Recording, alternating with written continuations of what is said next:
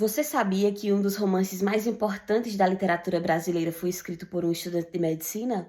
Publicado em 1844, A Moreninha, de Joaquim Manuel de Macedo, é considerado por muitos o primeiro e grande romance da literatura brasileira e conquistou milhares de leitores ainda no século XIX. E hoje nós vamos entender um pouquinho do porquê que essa leitura ainda é tão lembrada nos dias de hoje. Joaquim Manuel de Macedo era médico, professor, jornalista e também escritor. E, curiosamente, escreveu A Moreninha ainda quando cursava medicina. O sucesso foi tão grande que a obra marcou uma nova fase no início da literatura brasileira, tornando-se um dos romances mais conhecidos do romantismo. Quando A Moreninha foi publicada, o Brasil ainda vivia um período imperial.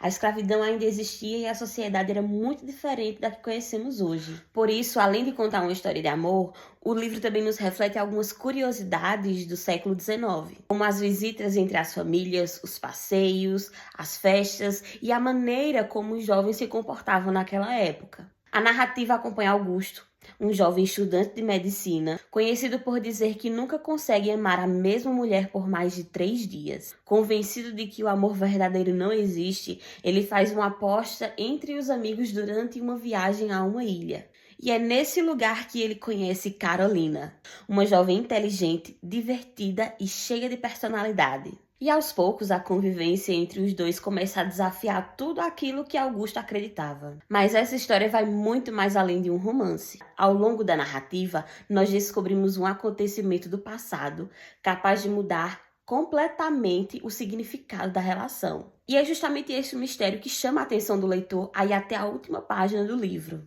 Confesso para vocês que a linguagem do livro é um pouco diferente da que estamos acostumados nos dias de hoje. Afinal, nós estamos falando de um livro que foi publicado há mais de 180 anos. Mas o que mais chama a atenção é que essa obra ajudou a construir muito mais da literatura brasileira e muitos outros romances que nós conhecemos atualmente. E eu vou terminar esse vídeo sem contar o maior segredo desse livro.